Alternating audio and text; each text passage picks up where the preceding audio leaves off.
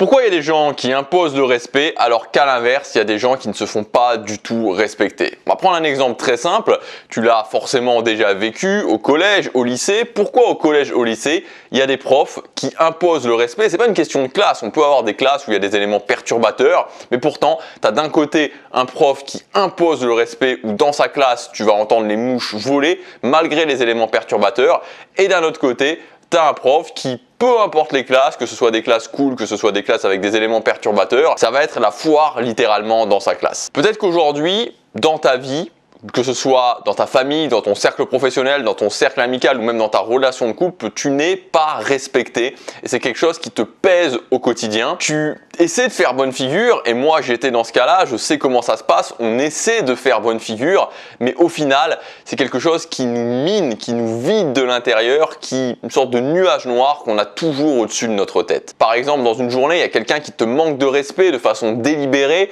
tu sais pas tellement quoi dire ou tu n'oses rien dire. Et au final, pendant tout le reste de la journée, pendant toute la soirée, parfois même pendant toute la semaine, tu vas refaire ce scénario dans ta tête en te disant mais j'aurais dû faire ça, mais c'est pas possible que je me fasse pas respecter, mais cette personne-là, je la déteste, et pourquoi les gens sont méchants, mais pourquoi les gens ne me respectent pas? Et ça te prend toute ton énergie mentale et tu y penses encore et en même temps, tu as cette vague de, parfois même de haine, il faut bien le reconnaître, qui grandit en toi. Alors je suis passé par là, comme je vous disais, pendant des années et c'est pour ça que vraiment je connais extrêmement bien cette sensation et extrêmement bien ce qu'on peut ressentir dans ces moments-là. Alors moi aujourd'hui je suis passé de l'autre côté et j'ai déjà fait pas mal de vidéos au sujet du respect social et dans cette vidéo j'ai voulu prendre un petit peu les choses dans l'autre sens, c'est-à-dire vous donner les raisons pour lesquelles on ne vous respecte pas, les raisons précises pour lesquelles on ne vous respecte pas et apporter des solutions à ces raisons. Donc le plus simple pour regarder cette vidéo c'est tout simplement de vous dire ok, est-ce que je le fais, est-ce que je le fais pas, et si pour chacune des raisons vous le faites, alors à ce moment-là l'idée c'est d'appliquer la solution pour pouvoir sortir de ça et vous allez voir qu'en faisant ça, vous allez pouvoir vous améliorer en termes de respect social. N'oubliez jamais que le fait de se faire respecter, c'est une compétence, c'est pas de la magie. C'est comme les conversations, c'est comme d'autres compétences sociales ou même d'autres compétences en général, ça s'apprend. Alors attention, je le précise,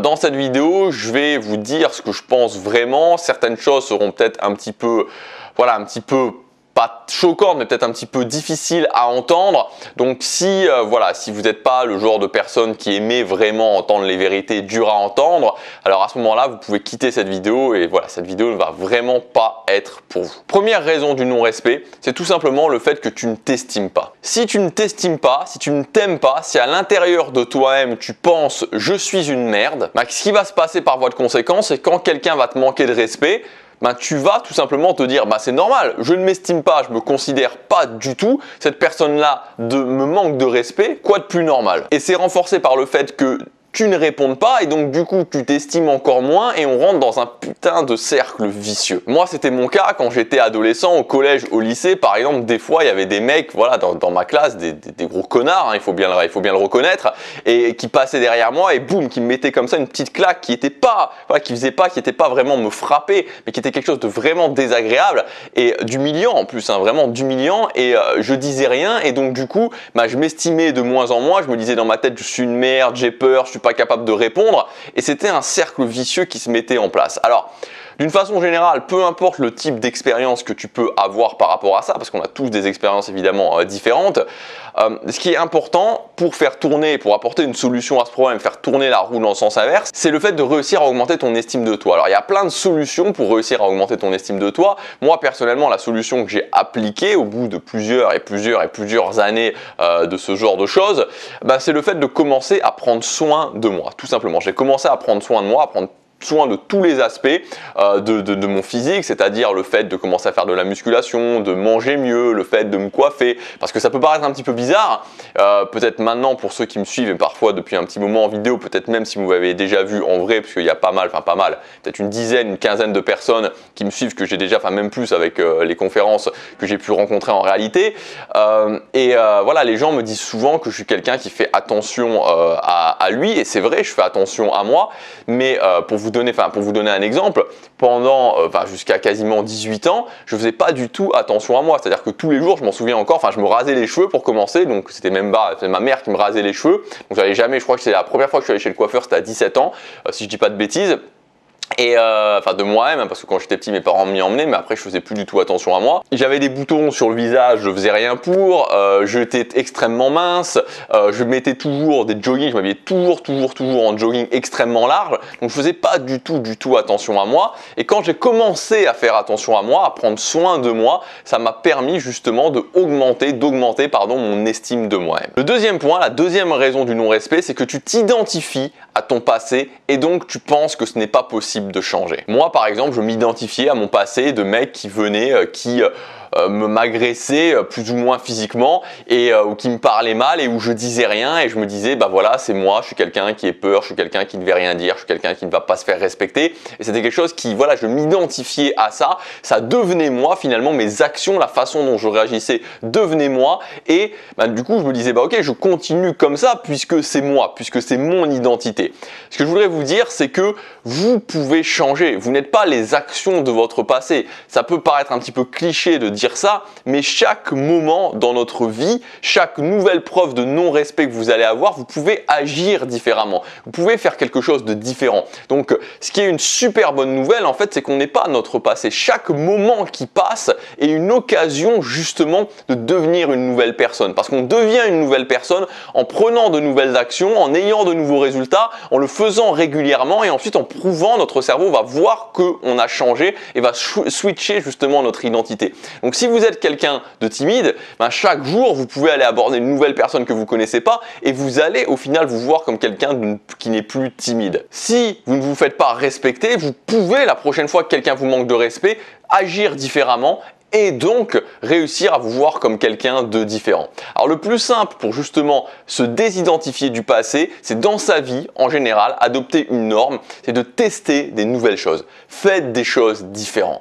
Testez de nouvelles choses. Allez explorer des endroits que vous n'avez pas explorés. Vous verrez que ça changera les choses sur le moyen et sur le long terme. Troisième point, troisième raison du non-respect, très importante, c'est le fait que tu as peur, vous avez peur des conséquences. Alors ce qui se passe, et c'est quelque chose d'assez vicieux, c'est que en général, les gens qui vous manquent de respect jouent souvent un double jeu. Et c'est c'est tout le temps le cas. Ils jouent un double jeu. C'est-à-dire qu'ils le font dans une certaine limite parce qu'ils savent qu'il n'y aura pas vraiment de conséquences négatives.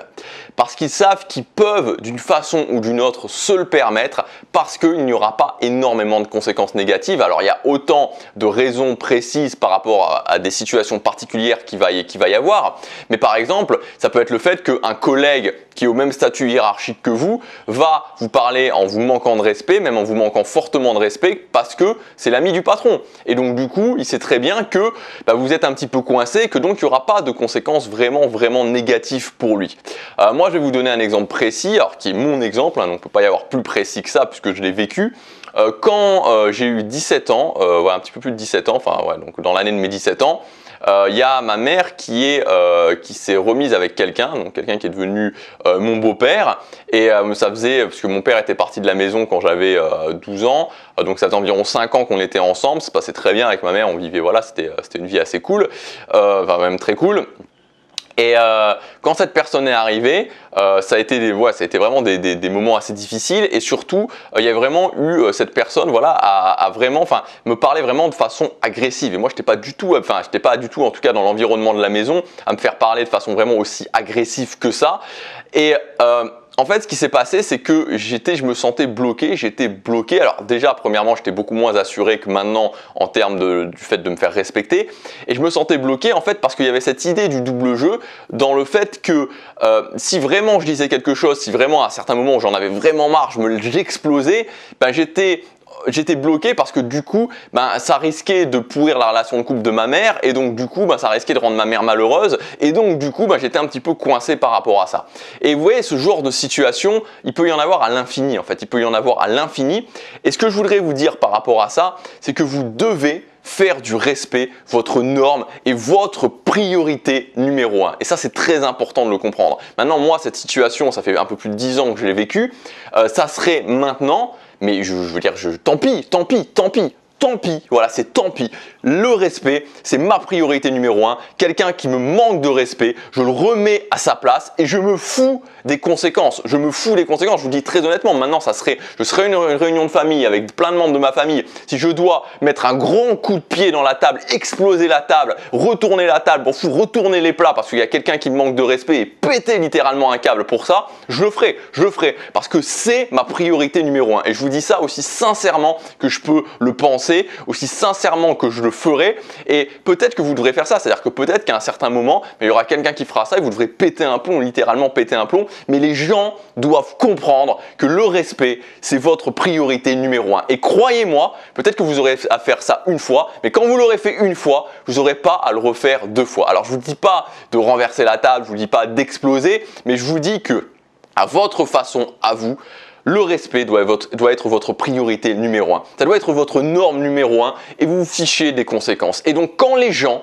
savent ça, croyez-moi, quand les gens savent ça, ils vous voient différemment et ils réfléchissent à 2 fois avant de vous manquer de respect. 4e raison du manque de respect, c'est le fait que vous pensez que si vous laissez les gens vous manquer un petit peu de respect ou que voilà, vous dites pas grand chose, vous allez être plus apprécié. Parce que vous pensez que les gens qui se font respecter, que les gens qui gueulent un bon coup, que les gens qui remettent les autres personnes à leur place sont moins appréciés. C'est une énorme erreur, c'est exactement l'inverse qui se passe.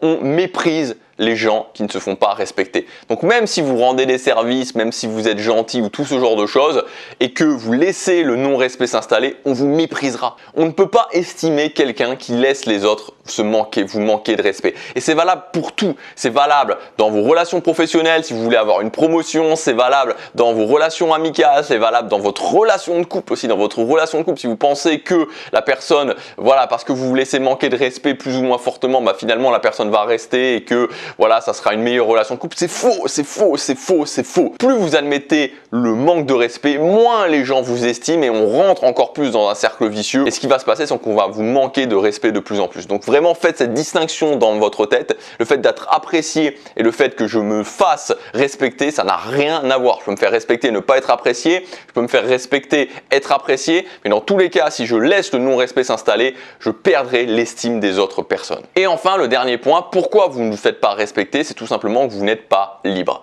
Il y a ce concept de liberté sociale ou d'indépendance sociale qui est tout simplement le fait de se dire ok, si demain je me fais virer, je suis capable le mois prochain de retrouver un autre boulot. Si il y a des éléments qui m'ennuient dans mon cercle social et que ça me pourrit les relations avec mes amis, je suis capable de recréer un nouveau cercle social. Si dans ma relation de couple, ça va pas, je suis capable de retrouver une autre relation de couple et j'ai un petit peu lâché cette idée que voilà, il y avait une relation de couple, une seule personne qui était faite pour moi et que si je perdais cette relation de couple, c'était la fin de ma vie. Ça, c'est des bêtises. Tant que vous ne serez pas libre socialement, tant que vous serez coincé par rapport à une situation, à des personnes, forcément, il y aura des moments où vous direz « je laisse le manque de respect s'installer », même si c'est pas vraiment conscient, parce que j'ai pas envie de me retrouver dans cette situation où je me fais virer, où j'ai plus d'amis, où ma relation de couple me quitte. Et dans ce cas-là, tout simplement, ce qui se passe, c'est que le manque de respect devient le prix à payer pour ne pas affronter ses peurs. C'est ça en fait, il y a toujours un prix à payer, rappelez-vous bien ça, il y a tout le temps un prix à payer. Et quand j'affronte pas mes peurs, quand je fais pas ce que je dois faire, ce que je sais que je dois faire, il y a le prix à payer. Et le prix à payer, dans ce cas-là, c'est le manque de respect.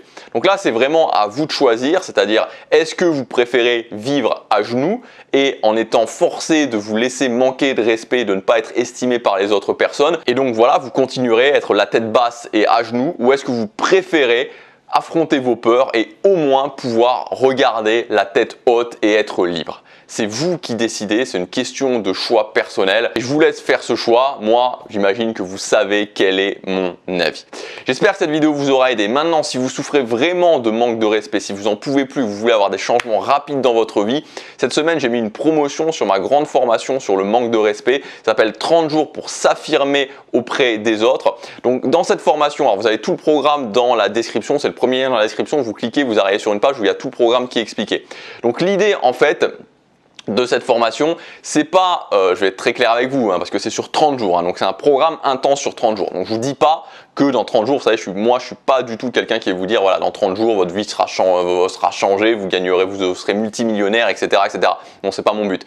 Par contre, ce qu'on va faire en 30 jours, c'est qu'on va faire le maximum possible pour justement vous faire évoluer. À la fois sur un côté qui va être le fait de vous apprendre les fondamentaux du respect, comment l'intégrer dans votre vie, et aussi comment redresser les situations dans votre vie si aujourd'hui vous êtes dans des situations où clairement vous faites manquer de respect et que c'est pesant au quotidien. Donc il y a une promotion actuellement avec 120 € de réduction sur cette formation. C'est valable pour les prochains jours. Il y a tout qui est expliqué, le programme et combien de temps ça dure dans le premier lien dans la description. Voilà, moi je vous dis à demain pour la prochaine vidéo. Chaque jour compte.